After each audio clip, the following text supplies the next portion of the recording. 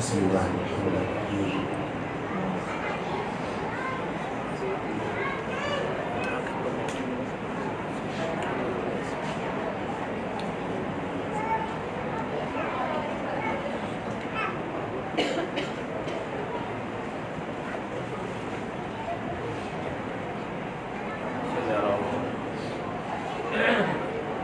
شہودی محمد و آل محمد کی ذات پہ بلند تر صلوات صلی اللہ محمد و آل محمد ماشاء اللہ لا حول ولا قوة الا باللہ العلی العظیم وقد حين لا يموت أبدا أعوذ بالله السميع العليم من الشيطان اللعين الرجيم بسم الله الرحمن الرحيم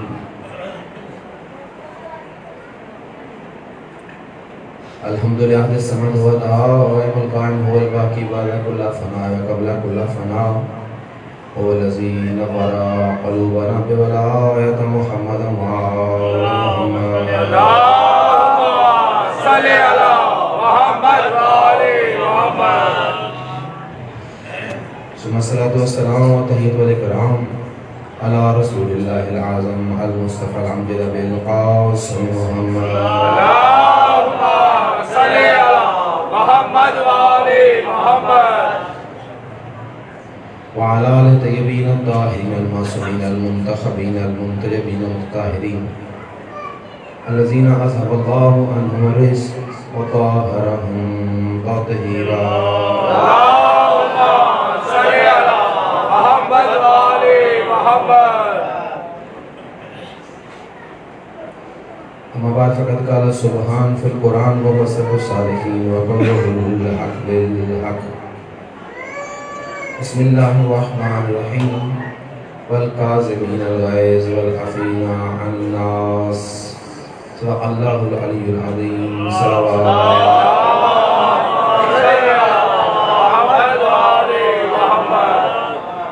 اپنی اپنی زحمت کی قبولیت کے لیے دعا کی مصیبتی کے لیے پریشانی کی دوری کے لیے مشکلات کے حل کے لیے باب الحوائج سلام اللہ علیہ کے برگاہ سے اپنی دعاؤں کی مستجابی کی سنت پانے کے بلند ترین ثواب ہیں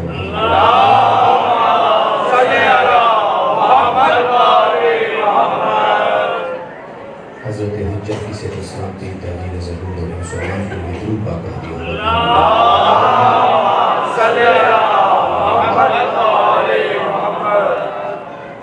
بنیانے مجلس کے مرحومین کی بندی درجات مغفرت شفاعت کے لیے بلند ترین ثواب ہیں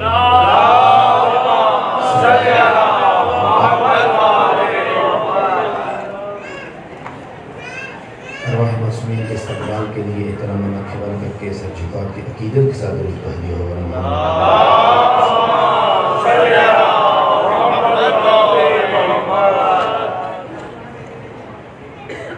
دعا ہے پروردگار عالم میں سب کا جمع ہونا خدا اپنی برکاہ میں عظیم بارش ہو ہم سب کے اس میں بیٹھنے کو ہمارے جمع ہونے کو خدا ہم سب کے لیے ہم سب کے ظالمین کے لیے بانی صفِ حاضہ کے محملین کے لیے تو شاہ آخرت کو پروردگار عالم وسط محمد و آل محمد جس منظر پر ذکر مظلوم ذکر اسیر بغداد وبا ہے خالق مطلب اس منزل کی محافظت فرمائے اس منزل میں شریک مومنات کی جانمال استوابو کی فرمائے تمام جس منزل میں یہ ذکر موجود ہے وہاں پہ حاضر ہونے والوں اور بالخصوص اس امام برگاہ اس حسینیہ میں حاضر ہونے والوں کی خدا دلی حاجات قبول فرمائے پروردگار زمانے کے امام کی زبان اطہر کو ہم سب کے لیے برکو فرمائے ہم سب کی طرف سے آج کی یوم شہادت امام موسیٰ کاظم کے عنوان پر خالق مطلق ہمارے مولا کی برگاہ میں تعزیت و تسلیت و انصاف فرمائے ان کی قلب غمگین کو خدا ہمارے اعمال سے راحت نصیب فرمائے اپنی اپنی حاجات کی برآوری کے لیے ان دعاؤں کی قبولیت کے لیے حضرت علیہ السلام کے تحجیل ظہور کے لیے جمیع مومنون کے زمان کے درود کہتی ہے محمد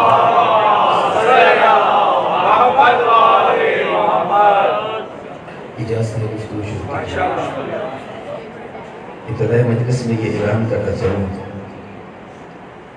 کہ امام موسیٰ کاظم کی ذات پہ خمسہ اشیاء 2 اشرے پڑھنا کوئی مشکل نہیں، اور پڑھا جائے صرف امام کی ذات پہ رہا جائے اور باہر نہ ہوئی عطا ہے۔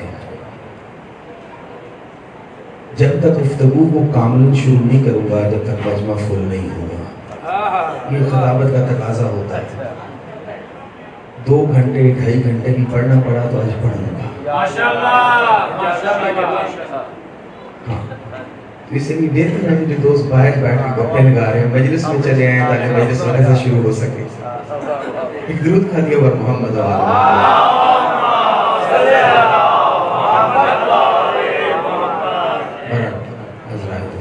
کیا خدا نے انسان کو جتنی بھی طاقتیں قوتیں جبلت میں رکھی ہیں ان ساری قوت کو جمع کر کے 11:15 بجے لگے بھائی ممبر چھوڑوں گا، 10:15 ہوئے 11:15 بجے چھوڑوں گا۔ بے شک آج آرام سے ہمارے کو کھانا شانا کھلائیں، ان کو بٹھائیں، ان سے پوری گپیں لگائیں، ٹھیک ہے انشاءاللہ ان کے ساتھ ماتم بھی کریں گے جیسے وہ تک ہوا، کوئی مشکل نہیں، مل کے کریں گے انشاءاللہ۔ جی کوئی نہیں، ماتم نہ بندہ فریش ہو جائے۔ ساری طاقتیں ساری قوتیں جمع ہو کے 3 قوات میں تقسیم ہو جاتی ہیں، منقسم ہو جاتی ہیں۔ قوت عقل، قوت تخیل، قوت حس، یعنی 3 قوتیں ہیں، قوت عقلیہ، قوت مخیلہ، قوت حسیہ۔ تو جو کریے گا سارے ماشاءاللہ پڑھے لکھے لوگ موجود ہیں اس لیے یہ بات شروع کی ہے۔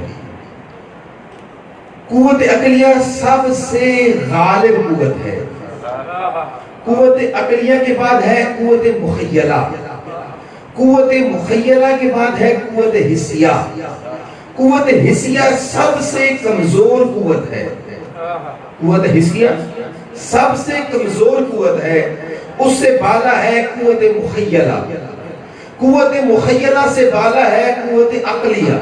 اب یہ قوت عقلیہ کیا ہے، قوت مخیلہ کیا ہے، قوت حسیہ کیا ہے، سنیے گا۔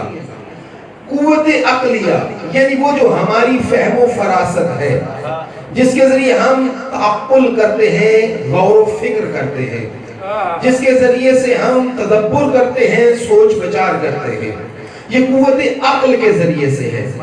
قوت تخیلہ یعنی قوت مخیلہ وہ قوت اور طاقت ہے جس کے ذریعے سے ہم تصور کرتے ہیں، اور وہ تصور ہمیں یقین کی منزل تک لے جاتا ہے، یعنی ہمیں جہالت سے نکال کر علم کی منزل تک لے آتا ہے۔ اس میں پہلا زینہ تخیل کا ہوتا ہے، تو جو کریے گا بس تخیل سے کم تر جو قوت ہے وہ قوت حسیہ ہے، یعنی قوت حسیہ چے مانا یعنی وہ جو اللہ نے ہمیں 5 حواس خمسہ جو 5 حاسے دیے ہیں نا، وہ حواس خمسہ قوت حسیہ ہے۔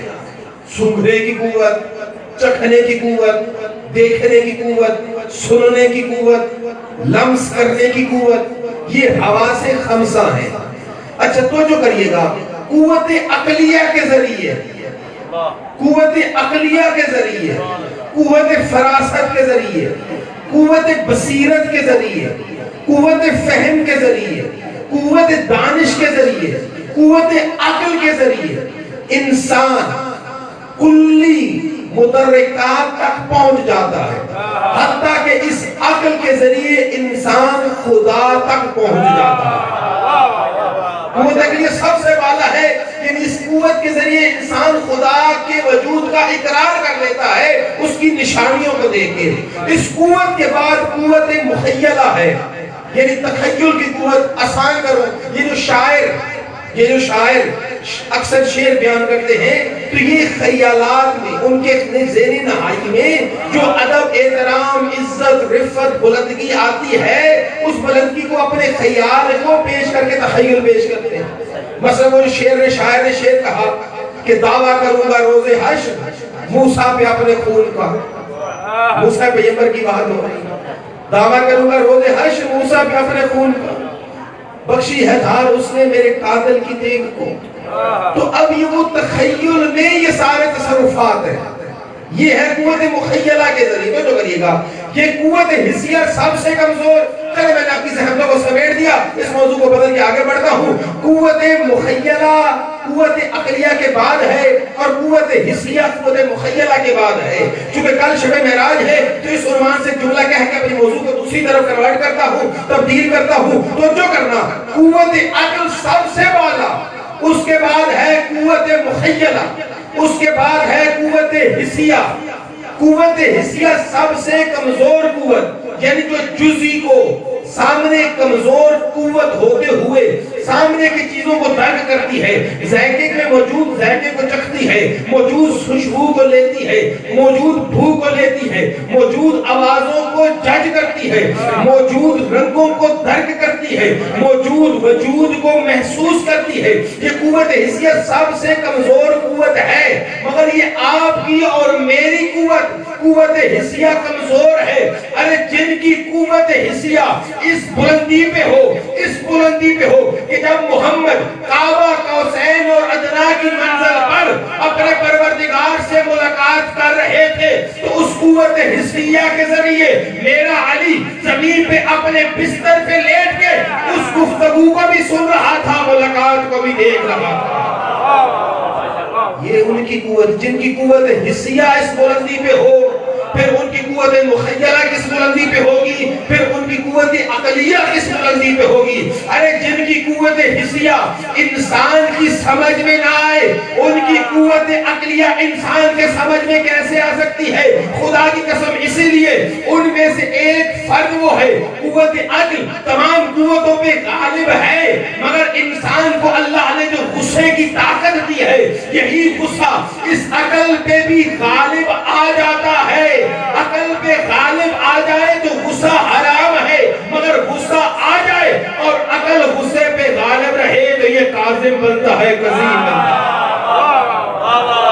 یہی قزیم بنتا ہے. صلوات محمد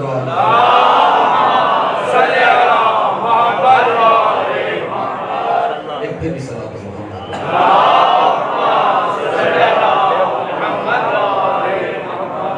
تمام مریضوں کے خصوص بزرگوار مریض ہیں, ان کے سے تو ساتھ بہترین صلوات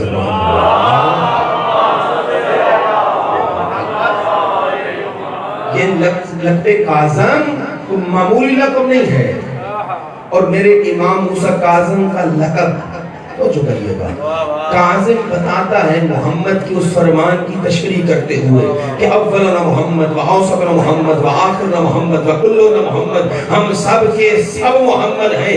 ارے کائنات امکان کے ہر انسان کی عقل پر غصہ غالب آ جاتا ہے, مگر ان میں موسیٰ بھی ایسا ہے, وہ موسیٰ جو محمد جیسا ہے, محمد موسیٰ جیسا ہے. ارے جس کی عقل پہ غصہ غالب نہ آئے, اس کی عقل پہ ہذیان نہیں ہو سکتا. صلوات ہے محمد و آل محمد.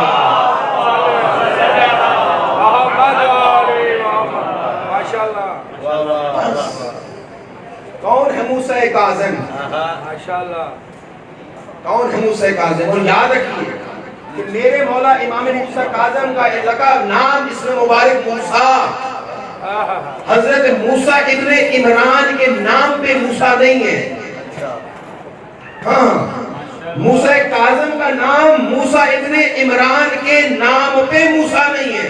آپ میں سارے بزرگوار کے جملے نقل کروں, فرماتے ہیں کہ موسیٰ کا نام, موسیٰ کاظم کا نام موسیٰ ابن عمران کے نام پہ نہیں ہے. کیوں؟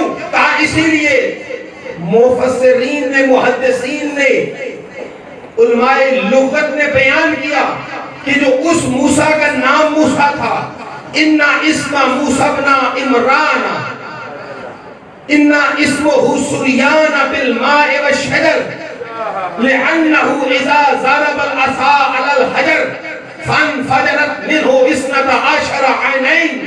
کہا اس موسیٰ کا نام درختوں اور پانی کی وجہ سے موسیٰ تھا. یہی سبب تھا کہ جب وہ لکڑی کا عصا پتھر میں بھی مارتا تھا تو پانی نکلنے لگتا تھا.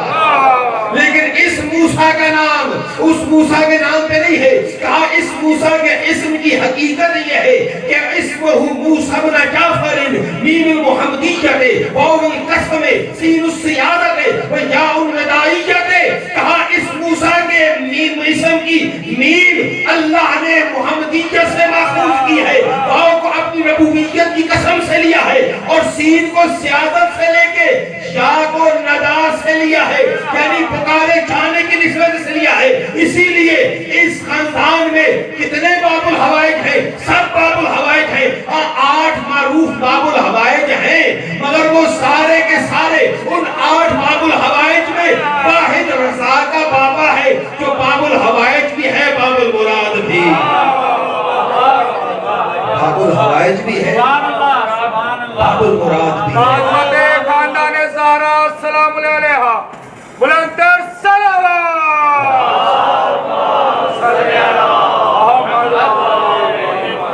امام موسیٰ کاظم، امام جعفر صادق حج سے واپس آ رہے، مقام ابوا میں پہنچے، جناب والدہ ماجدہ رسول اکرم کی قبر اطہر پر زیارت کے لیے لٹے پڑاؤ کیا کافر نے، اور اسی منظر پر اللہ نے امام موسیٰ کاظم کو 7 صفر المظفر 128 ہجری دنیا میں بھیجا۔ پس وہ 7 صفر المظفر 128 ہجری حج سے واپسی پر امام موسیٰ کاظم کا دنیا میں ورود ہے، ظہور ہے، ولادت ہے، پیدائش ہے، دنیا میں آمد ہے، جو بھی لفظ ہو، کوئی بھی لفظ ان کی ولادت یا ظہور پہ پورا نہیں اترتی، یہ لفظوں کی مجبوری ہے، لفظوں کے الجھاؤ میں نہ الجھا کیجئے۔ ایک درود ہے محمد و آل محمد، بس 7 صفر 128 ہجری کو توجہ فرمائیے گا، خود جناب حمیدہ خاتون نقل فرماتی ہیں، اور حمیدہ خاتون وہ مستور ہیں جن کے لیے تیرا اور میرا امام صادق فرماتا ہے کہ حمیدہ خالص سونے کی ٹکیا کی طرح ہر قسم کے دنس اور رجس سے پاک و پاکیزہ ہے، اور کیا اس میں مبارک ہے کہ کائنات امکان میں آج بھی اہل ادب اہل زبان جب کسی کی توصیف و تعریف کرنا چاہے مستور کی تو یہی کہتے ہیں کہ یہ بی بی صفات حمیدہ کی مالک ہے، اور میرے مولا کاظم کی ماں فقط صفات حمیدہ کی مالک نہیں، خود حمیدہ، خود حمیدہ ہے۔ اور جناب حمیدہ نقل فرماتی ہے لما ولد موسیٰ بن جعفر جاءت نداء من بطنان العرش یا موسیٰ بن جعفر انت صفوتی من خلقی، انت صفوتی من خلقی وعیبت علمی وموضع سری وامینی علی وحی۔ میں نے پوری روایت اس لیے پڑھی ہے کہ آپ بیٹھ جائے اور بعد میں ترجمہ پیش کروں۔ اللہ کے رسول کے گھر کی بہو کہتی ہوئی دکھائی دیتی ہے کہ جب موسیٰ ابن جعفر دنیا میں آئے، میں نے آسمان کی بلندیوں سے 2 منزلیں ہیں۔ ایک روایت میں فرمایا کہ موسیٰ ابن جعفر مقام ابوا میں جب دنیا میں آیا، اپنا سر زمین پہ رکھ کے ہاتھ زمین پہ ٹیک کے کہنے لگا سبحان قدوس رب الملائکۃ والروح۔ ادھر سے یہ ندا بلند ہوئی، ادھر سے صدا بلند ہوئی، یا موسیٰ ابن جعفر انت صفوتی من خلقی، اے موسیٰ ابن جعفر میں نے تجھے اپنی ساری مخلوق میں مصطفیٰ بنا دیا۔ سنیے گا، موسیٰ ابن عمران کے لیے قرآن میں اللہ نے کہا یا موسیٰ ابن عمران ان اللہ اصطفاک من الناس، اے موسیٰ ابن عمران ہم نے تجھے انسانوں میں سے مصطفیٰ کیا، اور موسیٰ ابن جعفر کے لیے ہے کہ ہم نے تجھے پوری مخلوقات میں سے مصطفیٰ کیا۔ ادھر اللہ مصطفیٰ کہہ رہا ہے، ادھر میرا محمد کہہ رہا ہے، یعنی خبر ہوئی کہ یہ وجود بدلنے سے شخصیتیں نہیں بدلتی، اسی لیے ان کی بات ایک رہتی ہے، قول ایک رہتا ہے، عمل ایک رہتا ہے۔ ایک درود ہے محمد و آل محمد۔ فرمایا کہ جب موسیٰ ابن جعفر دنیا میں آئے، آسمان کی بلندیوں سے ندا آئی، اے موسیٰ ابن جعفر انت صفوتی من خلقی، میں نے تجھے اپنی مخلوقات میں سے مصطفیٰ کیا، انت عیبت علمی، تو میرے علم کا صندوق ہے، وہ موضع سری، اور تو میرے رازوں کا منبع ہے، میرے رازوں کا منبع ہے۔ اب مقام تقابل میں نہیں کہہ رہا، مقام تفاخر میں کہہ رہا ہوں۔ حضرت موسیٰ نبی خدا ہے، رسول خدا ہے، حجت خدا ہے، کلیم اللہ ہے، لیکن حضرت موسیٰ نبی ہیں، رسول ہیں، حجت ہیں، صاحب کتاب ہیں، صاحب الواح ہیں، صاحب شریعت ہیں، صاحب صحائف ہیں، انبیاء میں بھی ہیں، رسولوں میں بھی ہیں، حتیٰ کہ اولی العزم رسولوں میں بھی ہیں۔ لیکن یاد رکھیے گا کہ موسیٰ ابن عمران اس بلندی پہ ہے کہ منزل تقابل میں نہیں، منزل تفاخر میں کہہ رہا ہوں کہ حضرت موسیٰ وہ ہے کہ جو خضر جیسے نبی کے رازوں کا بوجھ نہیں اٹھا سکے تھے، لیکن موسیٰ ابن عمران وہ ہے کہ جو خضر کے رازوں کا بوجھ نہ اٹھا سکے۔ اور میرا مولا موسیٰ ابن جعفر وہ موسیٰ کاظم ہے جس کے لیے خدا کہتا ہے انت موضع سری، تو میرے خدا کے رازوں کا منبع ہے۔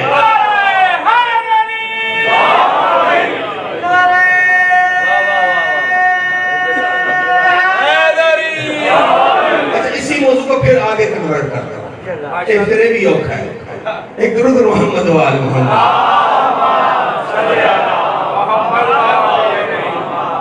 بس میرا مولا تو جو کریے، میرے مولا کا زمانہ 128 میں دنیا میں آمد، 148 ہجری میں دوش امامت کا بوجھ، یعنی امامت کی زمام کو اپنے ہاتھ میں لیا، امامت کی ذمہ داریوں کو ادا کرنا شروع کیا۔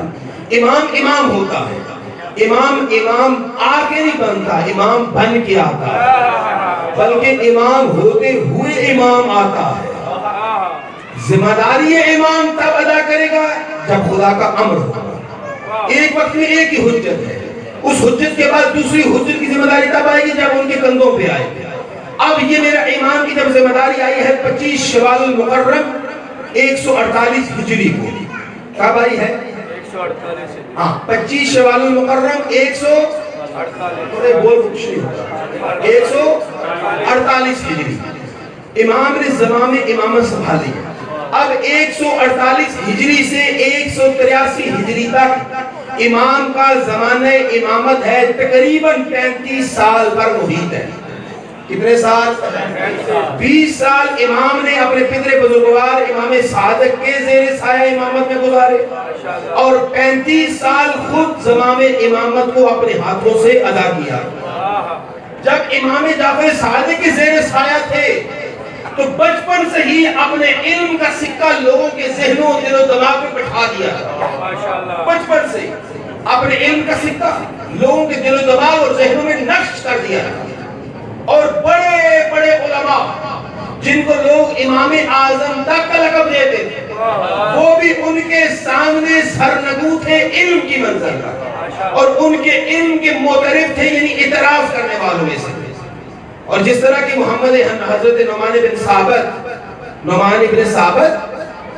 امام صادق سے ایک مناظرے کے لیے آئے، اور امام صادق نے اپنے فرزند امام کاظم سے کہا، ظاہراً سن 4 سال کا تھا، کہ آنے والے مہمانوں کی ضیافت کا اہتمام کرو اور صحرائے میں بیت الشرف کے مہمان خانے میں ٹھہراؤ۔ جب مہمان خانے میں ٹھہرایا تو ملازمین کے ذریعے، غلاموں کے ذریعے ضیافت کا اہتمام ہونے لگا، اور ضیافت کے دوران امام موسیٰ کاظم نے امام جعفر صادق بھی تشریف نہیں لائے، آنے والے مہمان سے آنے کا مقصد پوچھا کہ کس مقصد کے لیے تشریف لائیں؟ کہا آپ کے بابا کا عقیدہ ہے کہ انسان اپنے امور میں آزاد ہے، خدا کا عمل دخل اس کے کاموں میں نہیں ہے، اپنے کاموں میں یہ آزاد ہے۔ تو امام نے فرمایا بلا شک اس میں کوئی شک نہیں۔ کہا آپ کیسے کہہ سکتے ہیں اس میں شک نہیں؟ کہا دیکھو، انسان کے امور اور آپ کے عقیدے اور میرے بابا کے عقیدے کی 3 جہتیں بن سکتی ہیں۔ سنیے نا بھائی، 3 جہتیں بن سکتی ہیں، میرے جوان دوستو سننا اور یاد رکھنا، 3 جہتیں بن سکتی ہیں۔ پہلی جہت کہ انسان اور خدا ایک عمل میں برابر کے شریک ہوں۔ اگر انسان اس کے ساتھ عمل میں شریک ہو تو پھر اس کا شریک وہ وحدہ لا شریک نہیں۔ پھر اگر وہی انسان کے کام پہ حاوی ہو اور انسان مجبور ہو کہ اسی کے حکم اور امر کے تابع ہے اور اپنا اس میں کوئی اختیار نہیں ہے، تو پھر یاد رکھیے خدا کو عذاب دینے کا حق نہیں بنتا۔ اور کہا تیسری صورت وہی ہے جو میرا بابا کہتے ہیں کہ طاقت اس نے دی ہے اور انسان کو مختار بنا دیا، اما شاکرا و اما کفورا، چاہے تو شکر گزار بندے ہو جاؤ، چاہے تو انکار کر کے کافر ہو جاؤ۔ ایک بچے کے ہاتھ میں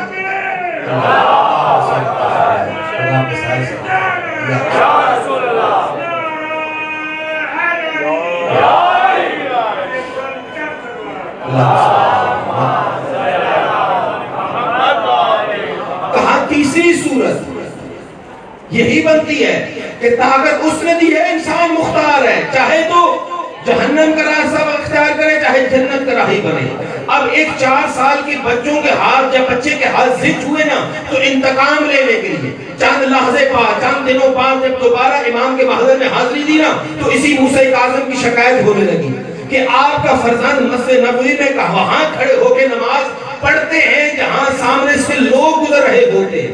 ابھی شکایت ہو رہی تھی کہ امام کاظم کا ورود ہو گیا، ادھر کاظم کا ورود ہوا، ادھر جعفر صادق نے مخاطب کیا، یا بنی موسیٰ ادعو علیہ، میرے بیٹا موسیٰ ذرا میرے قریب آ، یہ مہمان تیرے بارے میں کچھ کہنا چاہتے ہیں۔ کہا فرمائیے کیا کہنا چاہتے ہیں؟ کہا کچھ نہیں، آپ نماز وہاں پڑھتے ہیں جہاں سامنے سے لوگ گزر رہے ہوتے ہیں، اس طرح نماز باطل ہو جاتی ہے، نماز میں خلل آتا ہے، خضوع و خشوع قائم نہیں رہتا۔ اس وقت امام موسیٰ کاظم نے 4 سال کے سن میں حضرت نعمان بن ثابت کو دیکھا اور کہا اے بزرگوار دیکھیے میرے، اور بعض روایت کے لفظ تو یہی ہیں کہ امام نے ان سے چہرہ موڑا اور اپنے بابا کو دیکھا اور کہا بابا ان سے کہہ دیجئے کہ میرے اور خدا کے درمیان فاصلہ نہیں ہے، میرا خدا میری شارگ حیات سے زیادہ میرے قریب ہے، جب ہوا نہیں گزر سکتی تو بندہ کیسے گزرے گا؟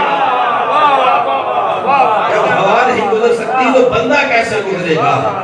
خود نعمان بن ثابت کو کہنے پڑا قد احسنت ابن رسول اللہ، اے فرزند پیغمبر آپ کا جملہ بالکل صحیح ہے۔ بس بچپن میں ہی اپنے علم کا سکہ سب کے ذہن و دل و دماغ میں بٹھا چکے ہیں۔ اب جب امام کا زمانہ تبدیل ہوتا ہے، سنیے گا، زمانہ کروٹ لیتا ہے تو کیا بنتا ہے؟ ایک درود کا ہدیہ اور محمد بس یہی بات سنیے، آپ کے ذہن کو میں نے سمیٹ دیا، زیادہ لمبا نہیں کرتا، پریشان نہ ہوئی آپ سمیٹ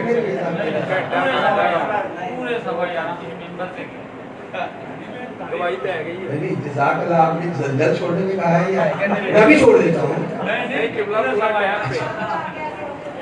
مجھے تو کہا تھا انہوں نے اور یقین کریں میں تو بڑی سپیڈ سے پہنچا تھا کہ پورے 9 بجے ممبر خوشنودی محمد و آل محمد کی ذات پہ بلندر صلوات صلی اللہ محمد و آل۔ میں نے کوئی کہنے نے بخش دیو جنہیں مرضی پڑھو، نہیں میں جلدی میں بخشوں، ایک درود ہے محمد و آل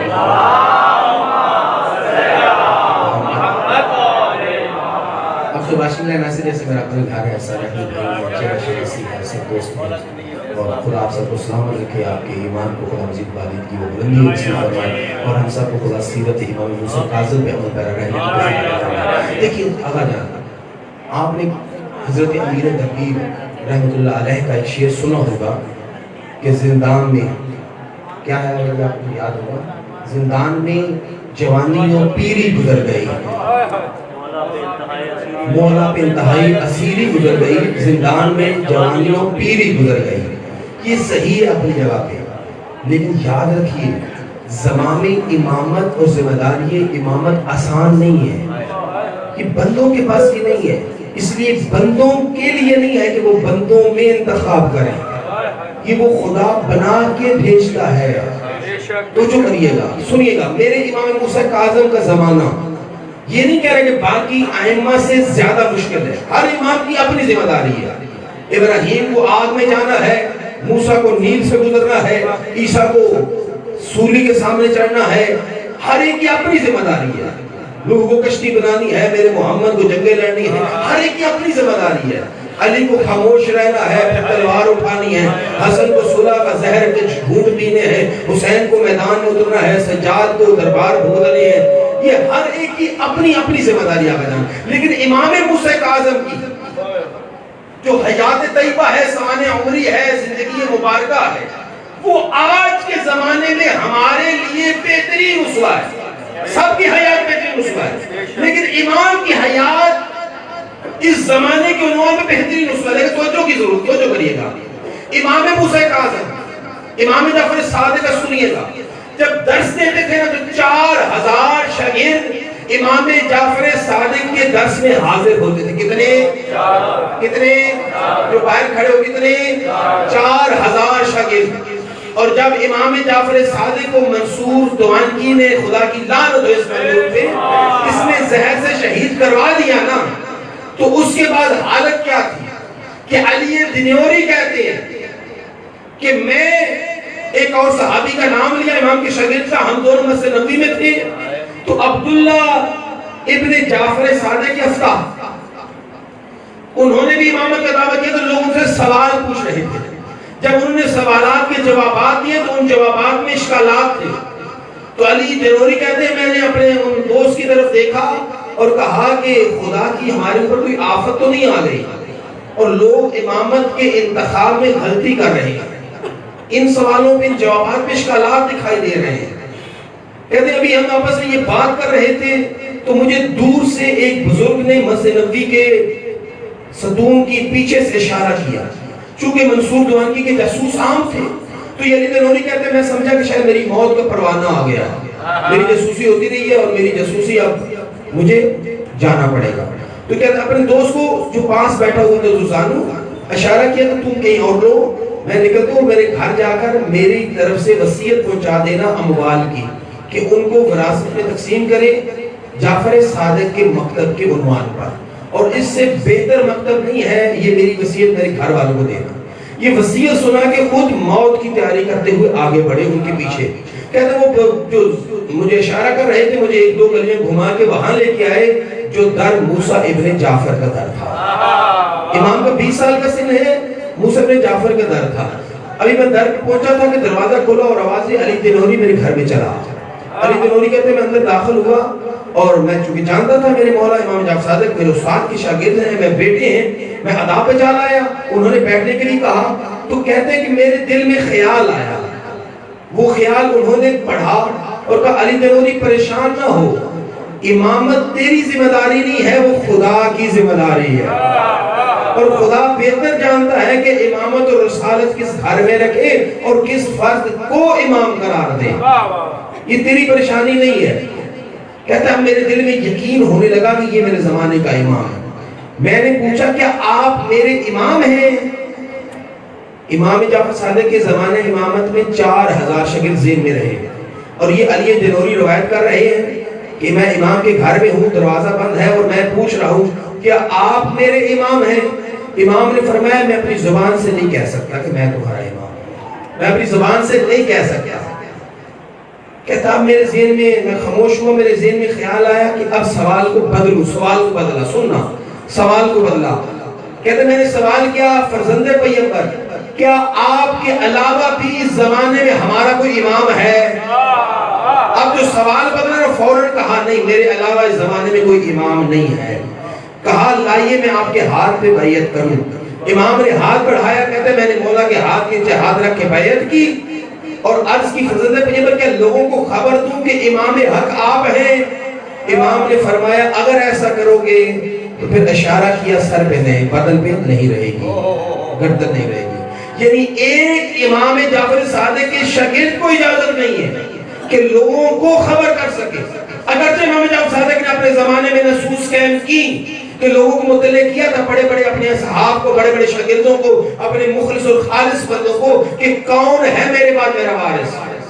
اور امام جعفر صادق جو اپنی وصیت کی تھی، سنیے گا بغیر نعروں کے سن لیجیے، جو وصیت کی تھی اس وصیت میں امام نے لکھا تھا چونکہ منصور ہمارے حق پہ غاصب قبضہ کیے بیٹھا ہے تو کہا میرے امور کی نگہداری کی ذمہ داری سب سے پہلے حاکم وقت منصور دوانکی پہ آتی ہے، منصور دوانکی کے بعد محمد ابن سلیمان حاکم مدینہ پہ آتی ہے، اور اس کے بعد اس کی ذمہ داری میرے بڑے بیٹے عبداللہ افتاح پہ آتی ہے، اور اس کے بعد میری زوجہ جناب حمیدہ خاتون پہ آتی ہے، اور اس کے بعد موسیٰ ابن جعفر موسیٰ کاظم پہ آتی ہے۔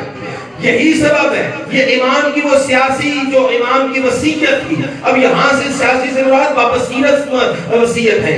آپ سیاست کہیں اور نہ لے جائیے گا، سیاست میں تدبیر ہے. وہ بابصیرت وصیت جو امام نے کہا اپنے غلام سے جاؤ اور حاکم محمد بن سلیمان کے پاس جمع کروا کے آؤ، اور وہاں پہ باقاعدہ جمع کروائیں گے سرکاری خزانے میں امام جعفر صادق کی وصیت. ادھر امام کی شہادت کا پیغام جب پہنچا ہے منصور دوانکی کو، تو منصور دوانکی نے فوراً محمد بن سلیمان کو خط لکھا کہ محمد بن سلیمان جعفر صادق اپنے بعد جس کو اپنا وزیر بنا کے گئے ہیں اس کا بلا تاخیر سر کاٹ کے میرے پاس بھیج دو، میرے پاس روانہ کر دو. محمد بن سلیمان حاکم والی مدینہ نے اسی خط کی پشت پہ لکھا کہ جعفر صادق کو سب سے پہلے تجھے اپنے امور کرنے کے دار، تیرے بعد مجھے اپنے امور کرنے کے دار، اور اس کے بعد عبداللہ افتا کی جو ہماری بات کو سننے والا ہے اس کا نام لکھا ہے، پھر حمیدہ کا، پھر موسیٰ کاظم کا.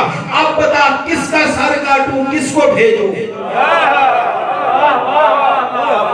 کس کا سر کاٹوں، کس کو بھیجوں. یعنی زمانہ کیسا زمانہ تھا. ایک طرف یہ مشکل، دوسرا سنیے گا کیا مشکل ہے.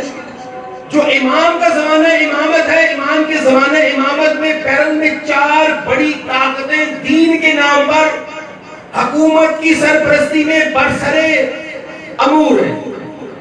پہلی طاقت فقہات کی طاقت، 4 بڑے بڑے فقہا کہ جن کا فقہ سرکاری فقہ کے طور پہ مسلمانوں میں رائج ہو چکی ہے، وہ امام ہی کا دور ہے. 148 سے 183 جو امام کا زمانہ امامت ہے، اسی زمانے میں تقریباً تمام فقہا کا دور ہے. ابو حنیفہ نعمان ثابت ان کا دور بھی اسی دور سے گزر رہا ہے، اور حضرت شافعی ان کا زمانہ امامت بھی جو زمانہ فقہات ہے وہ امام کے زمانہ امامت میں ہے. اور اسی طرح احمد بن حنبل کا ہو، امام مالک کا ہو، یہ سارے چاروں کے چاروں فقہا امام موسیٰ کاظم کے زمانے میں اپنے امور اور فقہ اور فتویٰ کو جاری کر رہے ہیں سرکاری سرپرستی میں. حتیٰ کہ حضرت ابو حنیفہ نے، نعمان بن ثابت نے حضرت زید کا ساتھ دیا اور ان کے حق میں فتویٰ دیا، مگر بعد میں وہ فتویٰ واپس بھی لیا حکومت کے دباؤ میں آ کر. اب ایک طرف یہ 4 فقہات ہیں جن کا سرکاری سرپرستی بھی ہے، یعنی خلافت کی حمایت و تائید شامل ہے. دوسرا سنیے، مقابلے میں اسی زمانے میں 4 بڑے بڑے صوفیاء بھی ہیں. صوفیاء بڑے بڑے پیر، بڑی گدی والے، وہ گدی جس میں وہ بیٹھتے ہیں اس کی بات کر رہا ہوں. ہاں، 4 بڑے بڑے پیر بھی اس زمانے میں ہیں، صوفیاء بھی ہیں. سفیان ثوری بڑا صوفی ہے جس کو ہمارے برادران نے امیر المومنین فی الحدیث لکھا. پریشان تو نہیں ہو رہے؟ ماشاءاللہ، ایسا بھی سن لیا کریں. ماشاءاللہ، امیر المومنین فی الحدیث لکھا سفیان ثوری. اسی زمانے میں امام کے زمانے امامت میں ہی 148 ہجری سے 183 ہجری تک سفیان ثوری کی بھی تصوف کی حکومت اور حکمرانی کا زمانہ ہے. اور اسی زمانے میں دوسرا بڑا صوفی ہے، وہ کون ہے؟ عبداللہ ابن مبارک. اس کے بارے میں بھی ہمارے بھائیوں نے روایات میں لکھا، حدیث کی کتابوں میں اور علم رجال میں، امیر المومنین فی الحدیث. اور میں اس منظر پہ آپ کی بداری کے لیے جملہ عرض کروں، خدا کی قسم اگر حقیقی امیر المومنین کو مان لیا ہوتا تو کاٹ کاٹ کے امیر المومنین بنانے کی ضرورت ہی نہ پڑتی. نہ حدیثوں کا کوئی امیر بنتا، نہ حدیثوں کا کوئی امیر. صلوات کا حدیث اور محمد و آل محمد.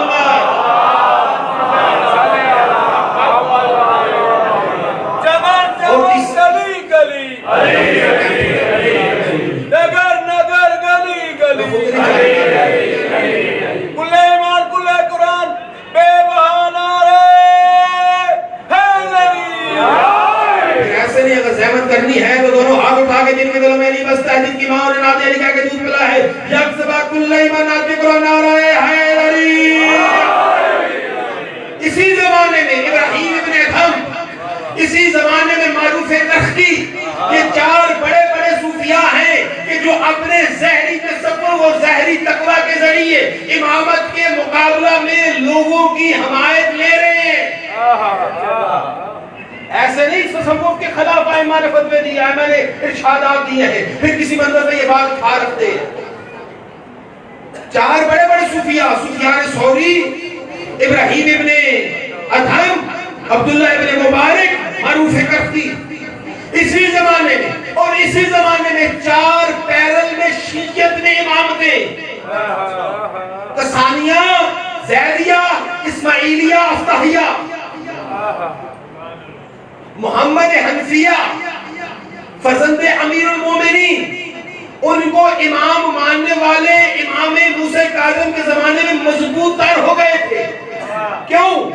اس لیے کہ امام جعفر صادق کے بعد یونیورسٹی صادق بند کر دی گئی تھی اور امام کاظم کو قید خانے میں ڈال دیا گیا تھا۔ ان کو موقع ملا سرکاری سرپرستی میں پھیلنے کا۔ پریشان تو نہیں ہو رہے؟ قسانیہ فرقہ تشیع میں یہ آئینہ پریشان ہوا کرے کہ وہ والے ہیں، وہ والے ہیں، وہ والے ہیں۔ امام کی موجودگی میں، امام کے ہوتے ہوئے امام کے خون کے رونے کا سبب ہو جایا کرتا ہے۔ ہمارا تو پھر پردہ گیا بہرحال قسانیہ بھی اسی زمانے میں، زیدیہ جنہوں نے امام سجاد کو چھوڑ کے حضرت زید کو امام مانا، وہ بھی اسی زمانے میں مضبوط ہو چکے ہیں۔ تو جو کریے گا۔ اور پھر تیسرا فرقہ عبداللہ افتح کا، امام صادق کا سگا بیٹا ہے۔ اور یہاں پہ ایک بات اور عرض کروں، ایک بات اور، بس یہی بات عرض کر رہا ہوں، اسی کے ترتیب میں باتیں نہیں کر رہی ہیں لیکن مکالمہ کر کے ذہن کو سمیٹتا ہوں۔ امام صادق کی 2 شادیاں ہیں۔ کتنی ہیں؟ 2 عقد فرمائے امام نے۔ ایک عقد فرمایا اپنی چچازاد بہن فاطمہ بنت الحسین الاصغر ابن علی زین العابدین ابن حسین ابن علی ابن ابی طالب سے۔ دوسرا عقد فرمایا جناب حمیدہ خاتون سے۔ اللہ نے امام صادق کو 2 بیٹے دیے، جناب فاطمہ بنت الحسین الاصغر ابن علی زین العابدین ابن حسین ابن علی ابن ابی طالب سے، اور اللہ نے 4 بیٹے دیے جناب حمیدہ خاتون کو۔ اب حمیدہ خاتون ہے بربریہ، یعنی سیاہ فام مزدوروں میں سے،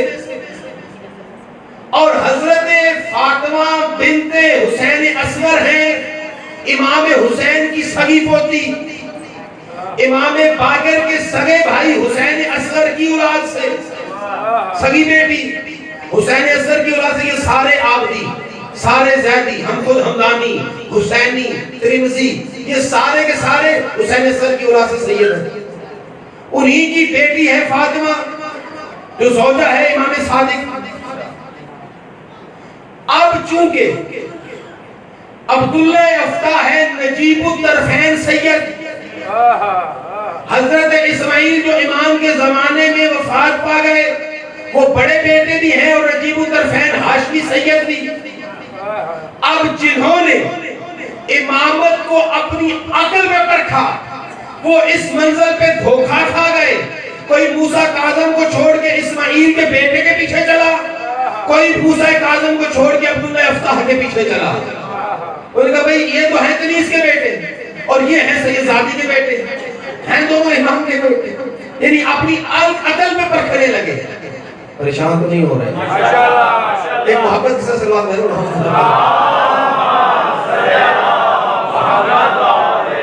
بات میں غور نہیں کرنا، بڑی ٹھنڈی مجلس پڑی تھی، بس توجہ میری نہیں، توجہ ماشاءاللہ باہر کا ساتھ دوست ہوتے ہیں۔ ہاں سنیے گا، قسانیہ شیعوں میں، زیدیہ شیعوں میں، افتیحہ شیعوں میں، اسماعیلیہ شیعوں میں، یعنی گھر میں 4 پیرل میں باقاعدہ مذہب چل پڑے، باہر 4 مذہب، گھر میں 4 مذہب، اور پھر 4 تقوی کا پہاڑ بھی سامنے۔ یہ تقوی کے پہاڑ ایسے نہیں کہہ رہا، خدا کی قسم یہ جو صفین میں علی کو تحکیم کا فیصلہ لینا پڑا تھا، علی نے تو مالک اشتر کو بنایا تھا، وہی بے وقوف تھے جو ایک بے وقوف کے ظاہری تقوی کو دیکھ کے پھسل گئے تھے، اور آج تک اسلام دروادار ہے۔ یہ ظاہری تقوی بڑا خراب کرتا ہے، ہر کوئی اپنی ڈیڑھ انٹ کی مسجد کو بنا لیتا ہے، اپنا علیحدہ سے فرقہ بنا لیتے ہیں، مصیبت یہ رہتی ہے پھر اپنے فرقے کا نام اپنے نام پہ نہیں رکھتے، رہتے وہی ہیں، خرابیاں وہاں کرتے ہیں، عیاشیاں یہاں کرتے ہیں۔ ایک ضرور کہا جو محمد و آل بس یہ خطبہ شکر کیا تھا زبان پہ آ گیا، ایک پھر صلوات محمد و آل بس تو جو نتیجہ سے ہم کو سمیٹنے والا ہے۔ مجھے اندازہ ہے مجالس کے یہ موضوعات نہیں ہوتے، لوگ یہ نہیں سنا کرتے، نہیں سننا چاہتے، لیکن چند لوگوں کی خاطر سب کو نہ الجھاؤں۔ تو جو کریے گا، امام کاظم کے زمانے میں ایک طرف ہے فقہات، ایک طرف ہے صوفیاء کرام، ایک طرف ہے گھر کے پیدا شدہ امام، اور ایک طرف ہے باقاعدہ پوری طاقتیں، یہود، صہیونی، بادشاہت اور مقابلے میں آئے ہوئے امراء، یہ سارے امام کے مقابلے میں۔ ایسے میں خدا کیا کہتا ہے؟ موسیٰ کاظم تیری ذمہ داری یہ ہے کہ تو اکیلا ہے، مقابلے میں فقہات بھی ہے، مقابلے میں تصوف بھی ہے، مقابلے میں جھوٹی امامتیں بھی ہے، مقابلے میں حکومتیں بھی ہے، مقابلے میں سہولزم بھی ہے، مقابلے میں قلیبی بھی ہے، لیکن تجھے ان سب کا مقابلہ کرنا ہے اور قید میں بھی رہنا ہے۔ سب کا مقابلہ بھی کرنا ہے، قید بھی نبھانی ہے۔ لیکن یاد رکھیے یہ احساس صرف میرے مولا کے پاس تھا، صرف میرے مولا کے پاس۔ باقی امیر المومنین فی الحدیث ہوں، سکت الحدیث ہوں، شیخ المحدثین ہوں، امام المحدثین ہوں، بڑے بڑے لقب اٹھا لو، لیکن وہ مجبور ہیں یہ کہنے پہ سمیت فلانن و فلانن و فلانن و فلانن، لیکن میرا مولا ان سب میں وہ ہے جو کہتا سمیت ابی و ابی و جدی و میں نے اپنے بابا سے سنا، انہوں نے اپنے بابا سے سنا، انہوں نے اپنے بابا سے سنا، انہوں نے ہمارے جد محمد مصطفیٰ سے سنا۔ ایک ضرور کہا جو اگر محمد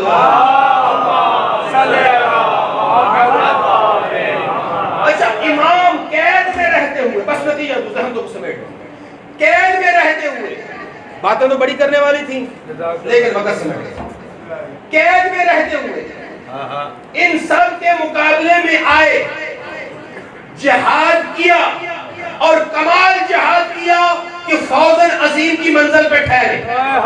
آج دنیا کہتی ہے کہ نیلسن منڈیلا 15 سال 20 سال جتنے سال جیل میں رہا، جیل سے نکلا تو اس نے قیام کیا اور انقلاب برپا کیا اور حکومت سنبھال لی۔ خدا کی قسم میرا موسیٰ کاظم کوئی تقابل نہیں نیلسن منڈیلا سے، لیکن دنیا کو جواب ہے دنیا والوں امام سے تقابل نہ کرنا۔ میرا امام جیل میں گیا تھا، قید میں رہا، آج بھی حالت قید میں ہے کیونکہ قید میں ہی دنیا سے گیا ہے، لیکن یاد رکھنا قید میں رہتے ہوئے اپنی کامل تدبیر سے اسلام کو اپنی عصمت کے غلاف میں لپیٹ کے رضا کے ایسے سپرد کر دیا کہ خود امام کے بعد حکومت مجبور ہو گئی کہ حکومت کو دشت میں رہ کر رضا کے قدموں میں لے کے آ جائے۔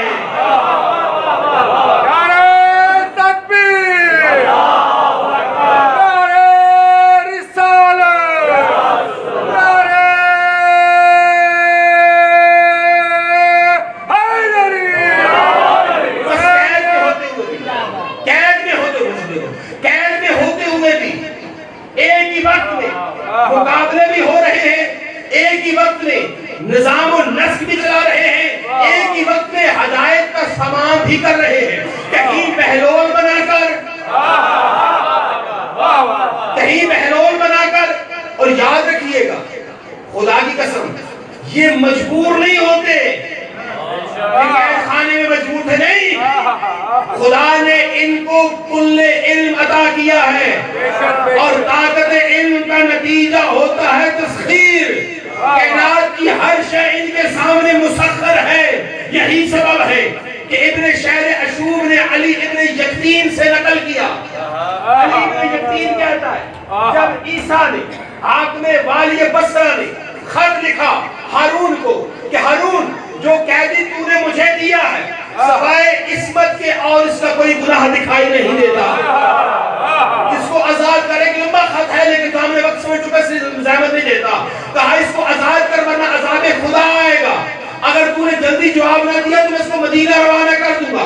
ادھر ہارون کے پاس خط پہنچا، اس نے ادھر بصرہ سے امام کو بغداد میں بلایا۔ علی بن یقین کہتا ہے، جناب ابن شہر اشوب نے اپنی کتاب میں لکھا کہ علی بن یقین کہتا ہے کہ جب اس نے امام کو بلوایا، اس نے پورا پراپوگنڈا کیا، اہتمامات کیے کہ امام کو بغداد بلاتے ہیں، یہاں کے جو ان کے شیعہ موجود ہیں ان کے سامنے ان کے مرتبے کو کم کرتے ہیں، ان کی عزت کو کڑھاتے ہیں، ان کو جو وہ اولل امر مانتے ہیں ان کو ہم عاجز دکھا دیتے ہیں اور لوگوں پر سے ان کا روب ختم ہو جائے گا۔ سنیے گا، ان پر سے لوگوں پر سے ان کا روب ختم ہو جائے گا۔ علی بن یقین کہتا ہے اس نے ایک دعوت کا اہتمام کیا، ایک بڑی ضیافت کا، تمام رؤسائے عرب کو اس نے بلایا، امام کو زہر اکرام دیا، اپنے تخت کے ساتھ کرسی دی، امام کرسی پر تشریف فرما ہوئے، ادھر ضیافت کے لیے کھانا چنا گیا، ادھر اس نے جادوگر بٹھایا ہوا تھا، ادھر جو غلام امام کے سامنے روٹی پیش کرتا وہ جادوگر غلام کے ہاتھوں سے روٹی کو اڑا کے زمین پہ پھینکوا دیتا۔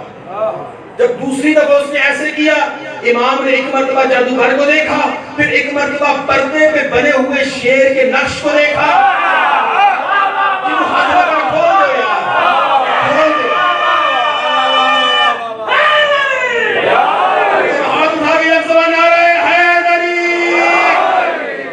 شیر کے نقش کو دیکھا، آواز آئی، یا حارث خذ ھذا عدو اللہ، اے شیر اس دشمن خدا کو دبوچ لے۔ روایت کہتی ہے ادھر امام کا حکم صادر ہوا، ادھر وہ اصلی شیر بن کے دھاڑتا ہوا، چڑھاڑتا ہوا اس دشمن خدا پہ حملہ آور ہوا، چیر پھاڑ کے پھینکا۔ ابھی چیر پھاڑ رہا تھا کہ ادھر ہارون غش کر گیا، یعنی اس زمانے میں موسیٰ ڈرا تھا، یہاں زمانے کا فرعون ڈرا، زمانے کا فرعون ڈرا اور غش کر گیا۔ جب ہوش آیا دیکھا شیر اسی طرح آنکھیں پھاڑ پھاڑ کے منہ کھول کے چنگھاڑ رہا ہے۔ اب امام نے در دہشت لوگوں کے چہروں پہ دیکھا، امام نے فرمایا کن کما، جس طرح پہلے تھا ویسے ہو جا۔ ادھر سے وہ چلا، پردے پہ تصویر ہو گیا، یعنی امام نے بتا دیا وہ جو خدا کے پیغام کے بعد عصا کو اژدہا بنائے وہ اور ہوتا ہے، جو اپنی مرضی سے نقش کو شیر بنائے وہ اور۔ اللہ اکبر، ماشاءاللہ قبلہ، ماشاءاللہ یا رسول اللہ۔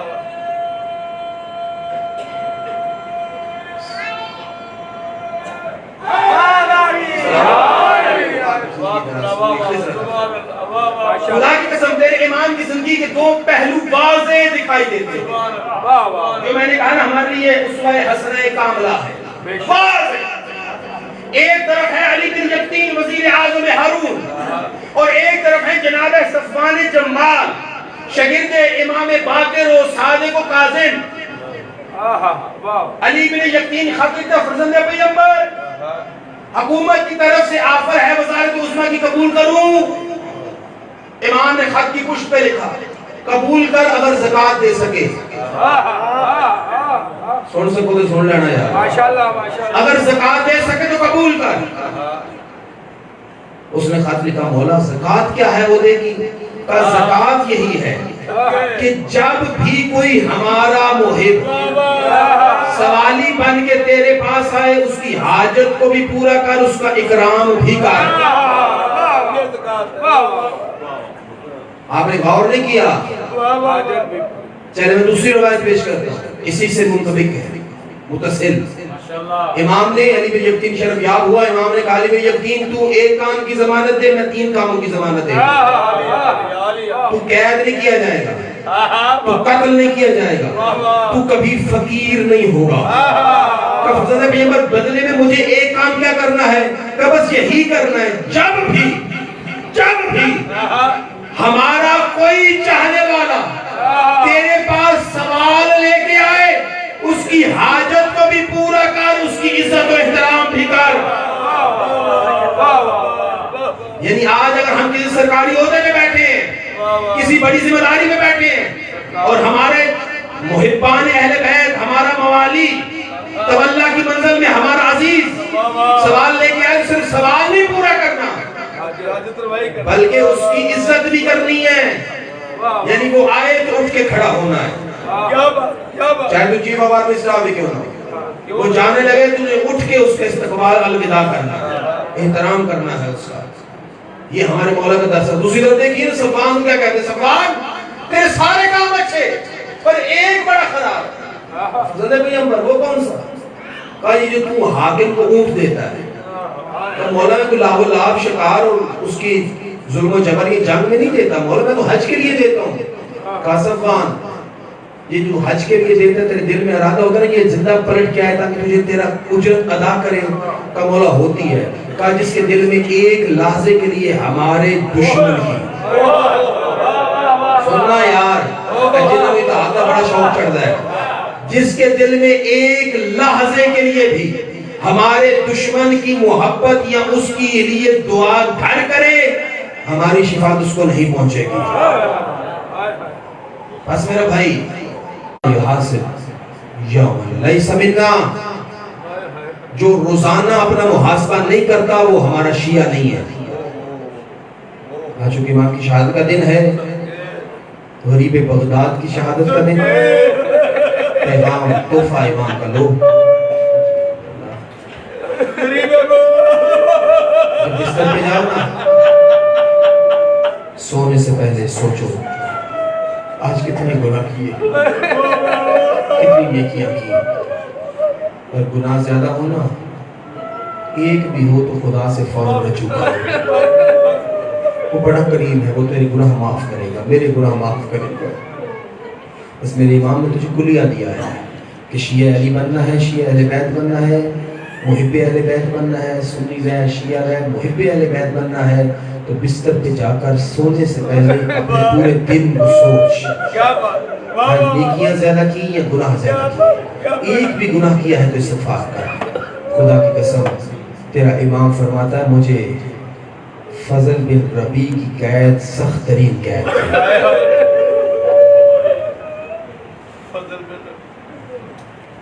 یہ جملہ ذہن میں رکھنا، فضل بن ربیع کی قید سخت ترین قید تھی. عزادارو سنو گے تیرا امام روزہ رسول پہ بیٹھا قرآن پڑھا. خدا ہائے کہنے والا کو کسی کا نہیں کر رہا. آج اپنی آوازوں کو بلند کرنا. خدا کی قسم یہ وہ مظلوم ہے جس کے جنازے پہ کوئی نہیں رویا. حسین بھی مظلوم ہے لیکن خدا کی قسم چاہے بہنیں قیدی ہو گئی اونٹ پہ بٹھا کے گزارا جا رہا تھا، بغیر اجازت کے کھڑے اونٹ سے زینب گری، پشت پہ تازیانے لگتے رہے لیکن بین کیے تھے حسین کے لاش. چاہے ایک ماہ بعد صحیح مگر پھر بھی مسلم ابن عقیل کے لاشے پہ بھی سیدانیوں نے بین کیے. لیکن یہ وہ غریب ہے جس کے لاشے پہ رونے والا کوئی نہیں. ابراہیم نبی نے دعا کی تھی پروردگار اسماعیل و اسحاق کے بعد مجھے ایک بیٹی بھی دے. بڑھاپے میں اللہ نے بیٹا اسماعیل دے دیا، اسحاق دے دیا، پھر بھی کہہ رہا ہے پروردگار مجھے ایک بیٹی بھی عطا کر. کیوں؟ اس لیے کہ بیٹیاں جنازوں کی رونق ہوتی ہیں. پھر اللہ نے عاتقہ عطا کی جو اسماعیل کے بچنے کا سبب بھی بنی. بس عزادارو یہ غریب وہ ہے میری ماں بہنوں بیٹیوں جس کی 19 بیٹیاں تھیں لاش پر رونے والے گئے. سوچ رہا ہوں مسائل کا کون سا نشہ عرض کروں کون سا چھوڑ دوں، لیکن سنو عزادارو عزادارو قرآن پڑھ رہا تھا، مسلمان آ گئے، ہمیں مبلغ کی ضرورت ہے. عزادارو رضا پوچھے بغیر انہوں نے لباس تبلیغ پیش کر دیا. وہ لباس عجیب لباس تھا، گلے میں آیا، گلے سے کمر میں آیا، کمر سے ہاتھوں میں آیا، ہاتھوں سے پاؤں میں آیا. آج بھی عزادارو جب 2 جنازے برآمد ہوتے ہیں نا، 2 تابوت برآمد ہوتے ہیں، ان 2 تابوتوں پر زنجیریں لٹک رہی ہوتی ہیں. ایک مولا سجاد کا تابوت، ایک مولا امام کاظم کا تابوت. امام سجاد کی بڑی غربت ہے، خدا کی قسم کاظم کے ساتھ بہنیں بیٹیاں قید ہو کے نہیں گئی، میرے مولا سجاد کے ساتھ مائیں بھی قیدی تھیں، بہنیں بھی قیدی تھیں، ایک نہیں دو نہیں پوری 13 پٹھیاں قید تھیں عزادارو۔ لیکن خدا کی قسم میرے موسیٰ کاظم کی مظلومیت سوا ہے، جو سجاد کو توق پہنائے گئے تھے وہ خاردار توق نہیں تھے، لیکن جو امام کاظم کو توق پہنایا گیا وہ خاردار توق تھا۔ خاردار بیٹیاں تھیں، خاردار عزادار و کڑیاں تھیں۔ یہی سبب ہے روایتیں بتاتی ہیں جب پاؤں اٹھا کے رکھتا تھا پاؤں کا نشان زمین پہ نقش ہو جاتا تھا۔ عزاداروں روزے سے نکلے نا، ایک مرتبہ گھر کی گلی کے سامنے سے گزرے، رسالہ سلار سے کہا ایوہ شیخ حل لکے ولد، اے رسالہ سلار اتنا بتا کیا تیری کوئی اولاد ہے؟ اس نے کہا میں بیٹیوں کا باپ بھی ہوں بیٹوں کا باپ بھی ہوں۔ آواز ہے کہ مجھ غریب کی 19 بیٹیاں،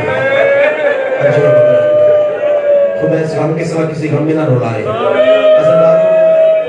آج امام کاظم کے روزے میں بڑے لوگوں کو شفا ملی، آج دیکھو نا نیٹ بھرا پڑا ہے، نبینوں کو آنکھیں مل گئی ہیں، بات چلنا شروع ہو گئے، جن کے بازو شہر تھے ان کو بازو مل گئے، جو 40 صدر میں چل پڑے۔ ابھی بھی امام کاظم کا دروازہ کھلا ہے، باب الحوائج کے دروازے پہ میرے بچوں نے ماحول بھی وہی بنا دیا ہے نا۔ عزادارو اب کوشش کرنا، خالی دامن واپس نہ جانا، اپنی آوازوں کو بلند کرنا، کہنا مولا یہاں سے لے کے جائیں گے، مولا تیرا در کھلا ہے، تو باب المراد ہے، ہماری مرادوں کو پورا کر کے لے جائیں۔ اشرک اللہ کہا میری 19 بیٹیاں ہیں، مجھے بیٹیوں سے الوداع کی اجازت دو۔ رسالہ سلار نے کہا اچھا اجازت ہے پر کچھ زامن دے کے جاؤ۔ خطبہ سے سنتے رہتے، مسلمانوں کو دیکھا، مسلمان منہ پھیر کے چلے۔ ایک بوڑھا یہودی دکان چھوڑ کے آگے بڑھا، کہنے لگا سید مجھے اب خبر آئی رات کلیم اللہ کے ساتھ تیرا نامہ میری خواب میں کیوں آئے تھے، مجھے رات کو کلمہ کیوں پڑھا رہے تھے۔ کہنے لگا اے رسالہ سلار مجھے قیدی بنا لے، اس کو تھوڑی لحظے کے لیے چھوڑ دے۔ اس کے عزیز آگے بڑھے، کہنے لگے اس سید کی خاطر خود کو کیوں مشکل میں ڈالتا ہے؟ کہا کیوں نہ ڈالوں، سنا نہیں ہے اس کی 19 بیٹیاں،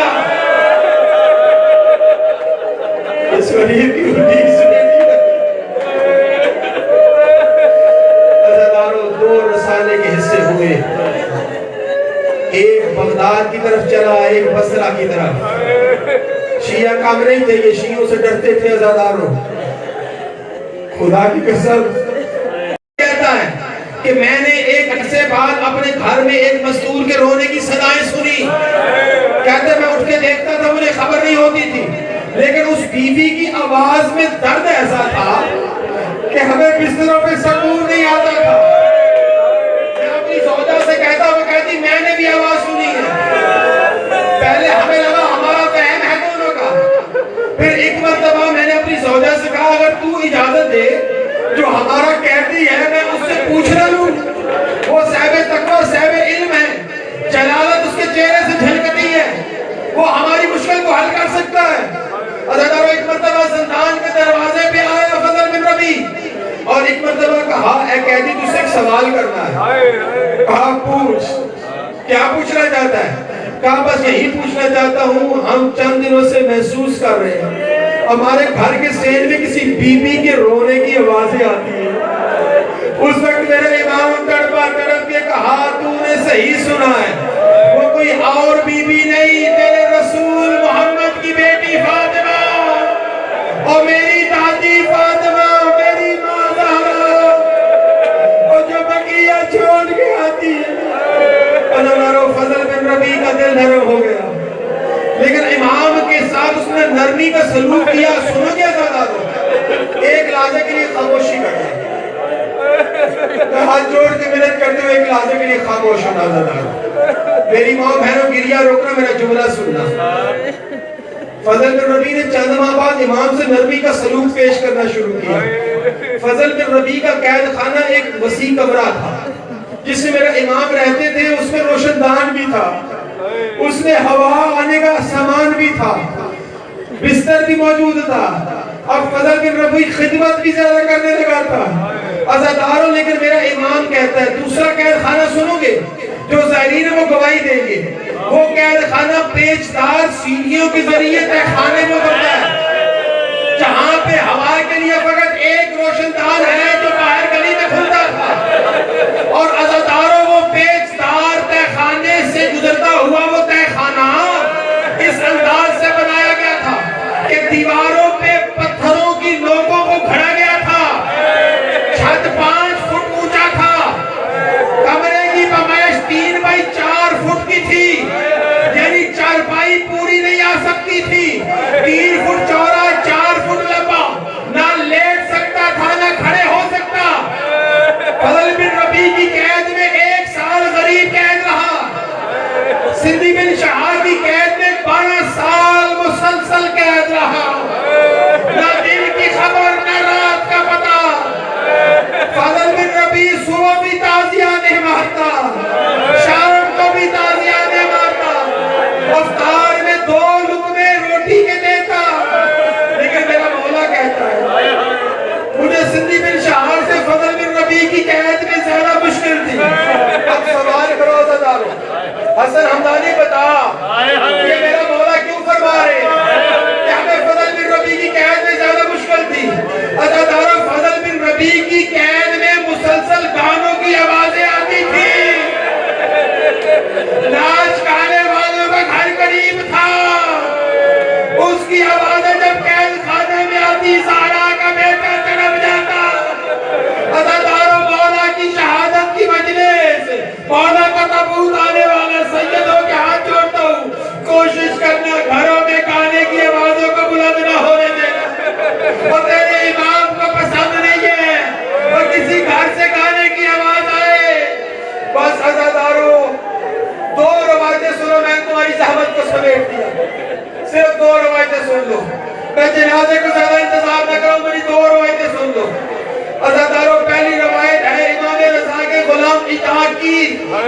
ادا کہتا ہے، امام کا غلام کہتا ہے کہ میں جب امام موسیٰ کاظم چلے تھے نا ہمارے بیت الشرف سے، تو امام رضا کو وصیت کر کے گئے کہ بیٹا رضا تیری 19 بہنیں ہیں، تیرے بھائیوں کا سن چھوٹا ہے.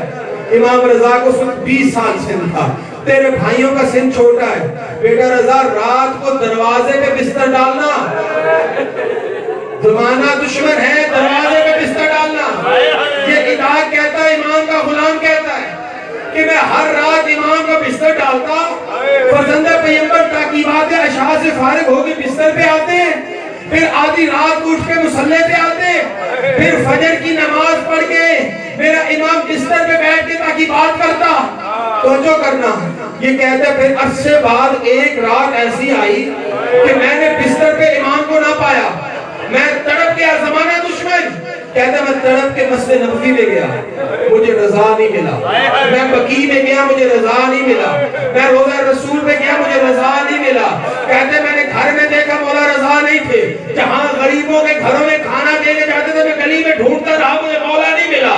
کہتا ہے آدھی رات گزر چکی تھی، میں تڑپتا ہوا گھر آیا، جناب تختم خاتون کو بیدار کیا، بی بی مجھے مولا رضا نہیں مل رہے. میں نے جناب حمیدہ کو بیدار کیا، بی بی آپ کا پوتا رضا نہیں مل رہا. عزادارو ایک مرتبہ بیویوں میں پریشانی بڑھی، ادھر طلوع فجر ہوئی، ادھر امام رضا ظاہر ہوئے. حالت کیا ہے؟ سر پہ امامہ نہیں تھا، 25 رجب کی صبح تھی، 183 ہجری تھی، امام کے چہرے پہ ماتم کے داغ تھے. عزادارو ایک مرتبہ گریبان چاک دیکھا، ماں تکتب نے سینے سے لگایا، دادی نے سر پہ بوسہ دیا. ہائے رضا یہ کیا حالت؟ کہا اے دادی کیوں حالت نہ ہو، اور میرا پاپا مارا گیا. عزادارو ایک اور روایت سن لو. عزادارو ادھر 23 رجب کی شام آئی. عزادارو سندھی بن شہاب کشت میں انگور کے دانے لیے ہوئے. عزادارو ان کو تیار کر کے لایا تھا. حوصلے سے سننا عزادارو، مجھے 5 منٹ اور دینا. تیار کر کے کیسے لایا؟ زیر حل میں دھاگے کو 3 دن تک خود ڈبو کے رکھا، پھر سوئی میں دھاگا ڈالا، پھر دھاگے کے ٹکڑا سوئی اور دھاگے کو دانوں سے گزارا اور پھر افطار میں پیش کر دیے۔ ہائے سارے دل کا پیاسا، ہائے غریب الوطن، ایک دانہ دہن میں رکھا۔ ظالم نے کہا فرزند پیغمبر اور لو، آوازیں کرے حاکم کا کام اسی سے ہو جائے گا۔ عزادارو اس میں زبردستی 7 دانے دیے۔ میرا من کہتا جب 7واں دانہ آیا ہوگا، ادھر زبان سے حلق میں آیا ہوگا، ادھر مدینے کی طرف منہ گیا ہوگا، آواز آئی ہوگی بابا حسن اور تیری سنت ادا ہو گئی، تجھے 7 مرتبہ زہر ملی، مجھے 7 دانے زہر کے ملے۔ بس عزادارو ادھر صبح کا وقت ہوا، ادھر ایک مرتبہ سندھی بن شہاب کو امام نے بلایا، کہا مجھے 1 لحظے کی مہلت دے، میں نے مدینہ جانا۔ مہلت نہیں ملی۔ عزادارو امام مدینہ چلا، اجازت امامت سے مدینہ پہنچے۔ عزادارو یہ پریشان ہوا، ادھر جب پلٹ کے دیکھا امام موجود تھے، اس ظالم نے تازیانہ کھولا اور امام پہ تازیانے برسانے شروع کیے۔ روایتیں بتاتی ہے امام کو مار رہا تھا، اس کا دربان آگے بڑھا، اس کے ہاتھوں کو پکڑا، کہا اب بس کر دے، وہ دنیا میں نہیں رہا۔ عزادارو نے علماء کو بلایا اور کہا دیکھ لو ہم نے اس کو قتل نہیں کیا۔ عزادارو تھیلیاں بٹتی رہی، دستخط ہوتے رہے، احمد ابن حنبل ہمارے برادران کا امام آگے بڑھا، تھیلی ہاتھ میں تھمائی گئی۔ عزادارو ایک مرتبہ چادر کو ہٹایا، تھیلی کو ہارون کے منہ پہ مارا، کہا ہارون میں دستخط نہیں کر سکتا، ارے جس کے پاؤں سے لے کے اور جس کے چہرے تک اور تازیانوں کے نشانوں اور تم نے مار ڈالا۔ عزادارو پھر کہا جب تک کوئی وارث نہ آئے یہ جنازہ نہیں اٹھ سکتا۔ عزادارو سننا، کوئی وارث نہ آیا، 4 مزدوروں نے جنازہ اٹھایا، پلے بغداد پہ لے کے چلے۔ عزادارو کو اتنے بدتمیز مزدور تھے، قصرِ بغداد میں پہنچ کے انہوں نے جنازے کو رکھا نہیں، عزادارو جنازے کے نیچے سے ہاتھ نکالے اور زہرا کلا ڈلا اور منہ کے بال ایک مرتبہ گرا۔ عزادارو آؤ نہ بہت آوازیں بلند کرو، اے مولا کاظم، وہ مزدوروں کے ہاتھوں سے زمین میں گرنا مشکل ہے، اور مگر بھاگتے ہوئے گھوڑے سے اور دل کی پیاس۔